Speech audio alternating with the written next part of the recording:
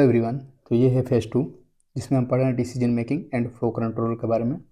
तो इस वीडियो में हम देखेंगे स्विच स्टेटमेंट के बारे में। स्विच स्टेटमेंट क्या होता है, हमने इफिल्स पढ़ लिया है। तो चलिए स्क्रीन पे चलते हैं। तो जैसे कि हम अपनी स्क्रीन पे आ गए हैं, यहाँ पे हम देखेंगे स्विच स्टेटमेंट क्या कहता है और काम कैसे करता है। ठीक है, तो सबसे पहले इसका डिफिनीशन अगर हम देखें तो लिखा है switch statement in C is a selection control statement that allow a program to execute different block of code based on value of single variable on expression। देखिए, इसको मैं आपको सिंपल भाषा में अगर समझा दूँ तो स्विच केस में होता यह है कि हम एक वेरिएबल के अंदर कुछ वैल्यू ले लेते हैं और उसको मल्टीपल केस से हम मैच कराते हैं। जहाँ जो भी केस मैच होता है उसका हम क्या करते हैं, प्रिंट करा देते हैं और बाकी हम छोड़ देते हैं, बाहर निकल जाते हैं। इसको हम फ्लो चार्ट में देख लेते हैं। देखिए, स्विच और कंडीशनल स्टेटमेंट, ठीक है, क्या करते हैं कि स्टार्ट करते हैं और स्विच में कंडीशनल स्टेटमेंट को चेक करते हैं कि स्विच होगा, यहाँ लिखा होगा, यहाँ कंडीशन दे देंगे और उसको केस 1 के कंडीशन से मैच कराएंगे। क्या जो कंडीशन दिए हैं वो कंडीशन से मैच हो रहा है? अगर हो रहा है तो स्टेटमेंट को कर दो, चला दो और ब्रेक कर दो, मतलब बाहर निकाल दो। अगर फॉल्स हो रहा है, मतलब कंडीशन इस कंडीशन से मैच नहीं हो रहा है, तो नेक्स्ट कंडीशन चेक करो, नेक्स्ट कंडीशन इस कंडीशन से मैच कराया जाएगा।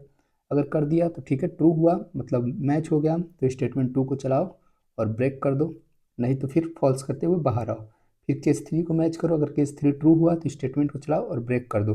अगर वहीं पे हमें डिफ़ॉल्ट क्या कहता है, डिफ़ॉल्ट कहता है कि अगर किसी भी केस से मैच ना हो, 1 2 3 4 10 केस 20 केस किसी भी केस से मैच ना हो, तो डिफ़ॉल्ट को चलाओ और क्या करो, डिफ़ॉल्ट में जो भी हो उसको लिखते हुए बाहर आ जाओ। ठीक है, यही काम करता है हमारा स्विच केस। ठीक है ना, तो इसको हम ऐसा करते हैं, चलते हैं अपने वी एस कोड के ऊपर, वहाँ पे नॉर्मली देखते हैं, कोड लिखते हैं, रन कराते हैं और फिर अपना समझते हैं। जैसे कि यहाँ हमारा वी एस कोड ओपन हो चुका है। सबसे पहले हम क्या करेंगे, सबसे पहले हमें एक फाइल बनाना पड़ेगा। फाइल किस नाम से बना देते हैं, फाइल स्विच के नाम से ही बना देते हैं। ठीक है, स्विच डॉट सी। ठीक है, इसको फाइल बन गया। उसके बाद से क्या होगा, हमारा हेडर फाइल होगा। मैंने हर बार बताता हूँ कि ये सब चीज़ें आप बिल्कुल याद ही कर लीजिए कि हेडर क्या होता है, मेन फंक्शन कैसे लिखी जाती हैं। ठीक है ना, ये आपकी मेन प्रोग्राम हो गई।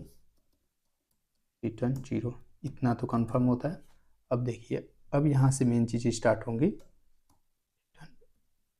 0, ओके। यहाँ पे अभी मैंने क्या बोला कि मान लीजिए एक हम ले लेते हैं इंट डे। ठीक है, डे इज इक्वल टू 3 ले लीजिए, या फिर कुछ भी ले सकते हैं आप, वो यूजर से भी इनपुट ले सकते हैं। ठीक है, अभी देखिए स्विच में क्या होता है ना, देखिए स्विच एक्सप्रेशन देना है, ये अपने आप ही जो वी एस कोड है अपने आप ही सजेस्ट कर रहा है। ठीक है, लेकिन हमें अपना आप नहीं सजेस्ट करना है, मैं लिख के दिखाता हूँ आपको। ठीक है ना, यहाँ पे हमें एक्सप्रेशन में अपना जो भी एक्सप्रेशन वेरिएबल का नाम पास कर देना है। ठीक है, अब यहाँ पे हमें देना है आपका केस, देना है केस 1। ठीक है, प्रिंटफ केस 1 लिख के प्रिंटफ करा दो अपना मंडे। ओके, यहाँ पे हो गया मंडे। अब इसको क्या करना है, ब्रेक करो। अगर केस 1 सही हो जाए, ठीक है, इसको ब्रेक कर दो, वरना केस 2 चेक करो, केस 2। ठीक है, प्रिंटफ ट्यूसडे, ट्यूसडे। ओके, ये केस 2 में हो जाएगा हमारा। और फिर अगर ये सही हो जाए तो क्या कर दो, अगर ये सही हो जाए तो हमारे स्विच केस है उसको फ्लो को बंद कर दो, मतलब आगे ना बढ़ाओ। ठीक है, फिर देखिए केस 3, केस 3 में क्या कह रहा है, अभी मैं आपको कुछ और बताने वाला हूँ, रुक जाइए 1 मिनट, बस इसको लिख दूँ मैं, वेडनेसडे। ओके, चलिए मुझे एक बार कोड लिख लेने दीजिए, फिर मैं आपको थोड़ा कुछ और समझाता हूँ कि काम कैसे कर रहा है। ठीक है ना, इसको हमें फिर से सिंपल ब्रेक कर देंगे। उसके बाद से हम लिखेंगे अपना केस 4। ओके, केस 4 में हमें क्या लिखना होगा, हमें लिखना होगा प्रिंटफ, और फिर मैसेज में पास कर देंगे थर्सडे। ओके, इसको भी हम क्या करेंगे, इसको भी नॉर्मली हम कर देंगे ब्रेक। उसके बाद से डिफ़ॉल्ट, डिफ़ॉल्ट केस आएगा हमारा। डिफ़ॉल्ट केस में क्या होगा, डिफ़ॉल्ट केस में हमें प्रिंट कर देना है प्रिंटफ से